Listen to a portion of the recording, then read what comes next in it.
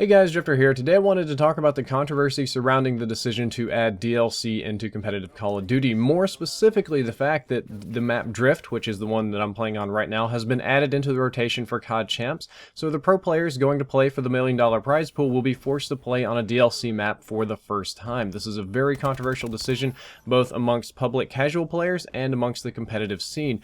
The video today, I'm going to talk about a lot of things that you probably do not know that were semi-private. I'm going to go ahead and make public today. So do stick around. There's definitely some, we'll say, intel in this video, but it's a very controversial decision, and some reasons are good, some reasons are bad. First thing I want to do is talk about the reasons why people think it's bad. Why is this pissing people off so much? Many people feel that this forces competitive players to buy DLC in order to maintain their competitiveness. This is pro players and players in the league. It's kind of an unnecessary tax to them, which is frustrating, and also forces UMG and MLG to spend $15 per console to buy a bunch of DLC for the event, and really jacks up the price of running an event. It's even harder on smaller organizations, like if ESL wanted to do it, or like a more like local LAN. If they wanted to play MLG variant, they'd have to pay for these maps.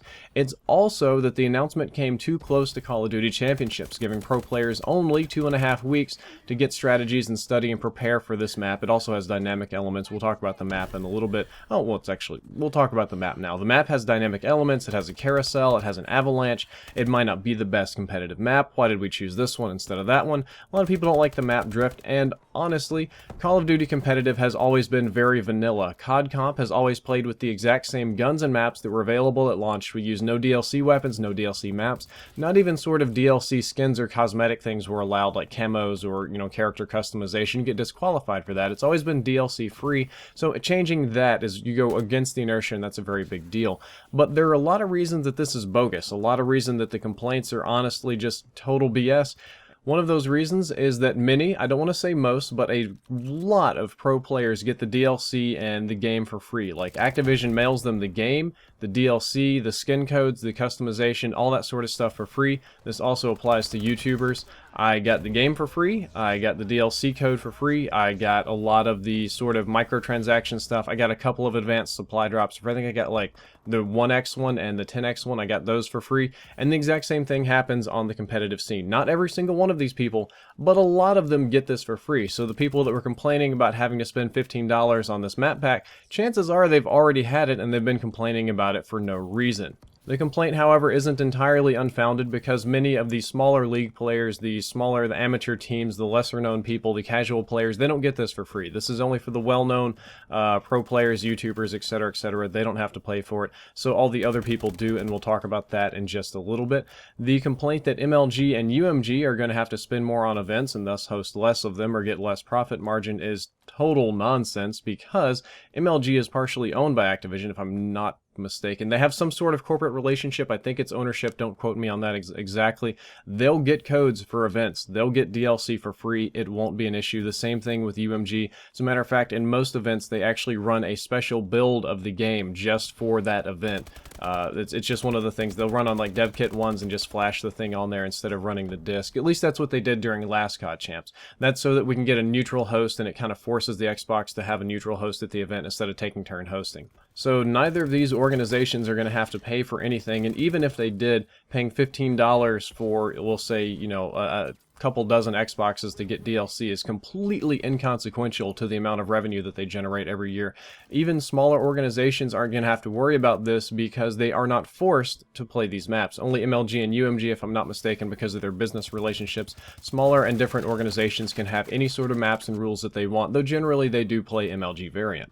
The next complaint is that this came too close to COD Champs, that, teams were not given enough time to practice, that they don't have their strategies down. Why drop this on us now?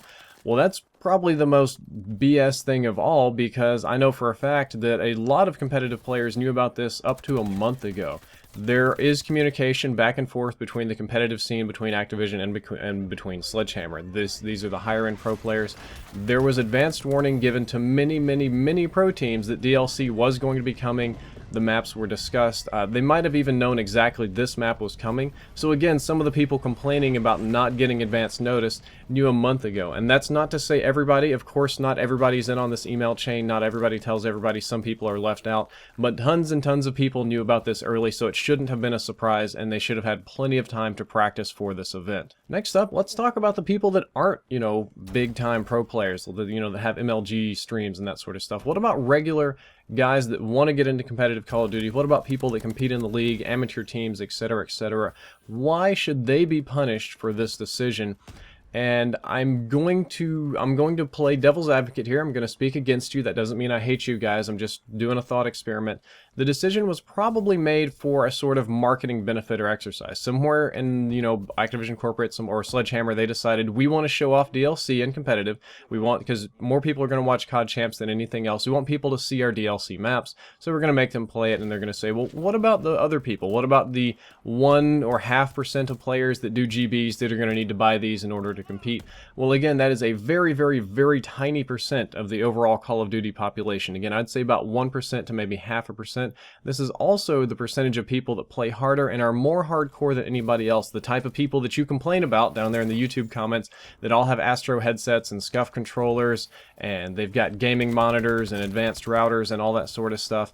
And these are the people that are playing like 8 hours a day that really want to go pro and dedicate themselves, etc., etc., etc. If a $15 DLC fee crushes your dreams of ever becoming a competitive player, you really seriously need to reevaluate your dreams and exactly what they mean to you, because that is a very, very minor thing compared to the hours and hours and hours and hours and hours that you play the game and the maybe $1,000 of other equipment that you've already bought. So the idea is that that DLC isn't going to hurt these people very much, and that's a very logical, reasonable decision, I think. I don't think they're going to like it. I don't think anybody wants to have to buy it, but it could be a lot worse, all things considered. As for the map itself, I'm unsure of how it's going to play in competitive Call of Duty. Not going to lie to you. Even though I would like to pretend it's named after me, it's not. It's a snowdrift. That's kind of how that goes.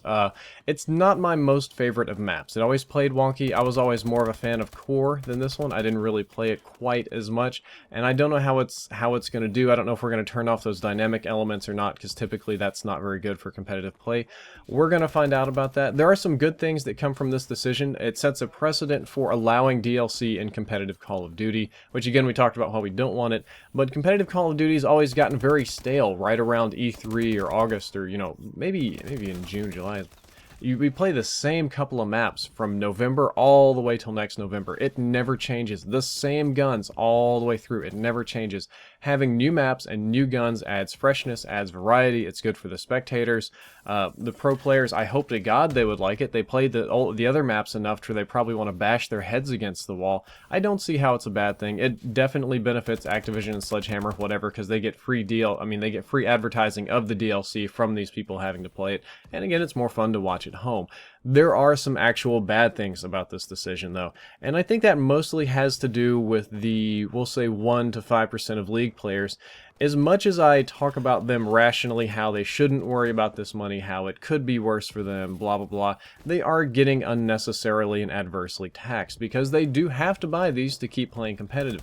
Again, it's not a huge percentage of the community, and you'd think they'd be okay with it. It's the type of people, statistically speaking, that are more likely to buy the season pass than anybody else, but it does force it on them. It's like, hey, if you want to keep playing the way that you like to play and doing what you want to do, you got to buy the DLC. It's not optional. If you were broke, if you were cutting corners, if you weren't feeling it, if you didn't like it, if whatever these sort of external circumstances were, it's no longer an if, it's now a must. You have to do it. You just have to pony up and deal with it, and that does hurt a portion of the community and spreads negativity around, which is of course a bad thing. That's all for this video. I hope you enjoyed it. I hope you learned something useful. If you did, don't forget to like, favorite, and subscribe, and as always, tell me what you think down there in the comments. Drifter out.